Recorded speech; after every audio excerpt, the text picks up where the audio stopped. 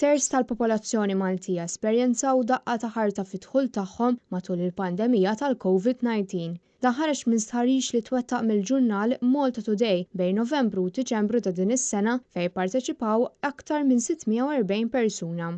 It-total finali kien dak ta' aktar minn 33% li raw tnaqqis fil-finanzi tagħhom, filwaqt li kienu ftit inqas minn 17% biss li raw żieda f'buthom. Dawk l-iktar affettwati bid-daqqa ekonomika tul l-eqgħel xhur tat-tieni mewġa tal-pandemija kienu persuni bejn is-36 sena u l-50 sena.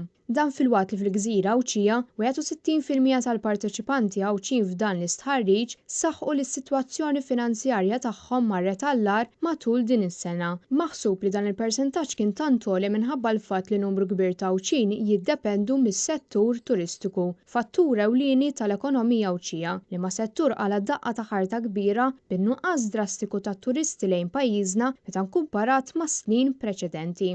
Dwar is-sitwazzjoni ġenerali ta' pajjiżna mal-kważi 80% tal-parteċipanti qalu li s-sena 2020 kienet waħda ħażina ferm u li ċertament setet kienet aħjar.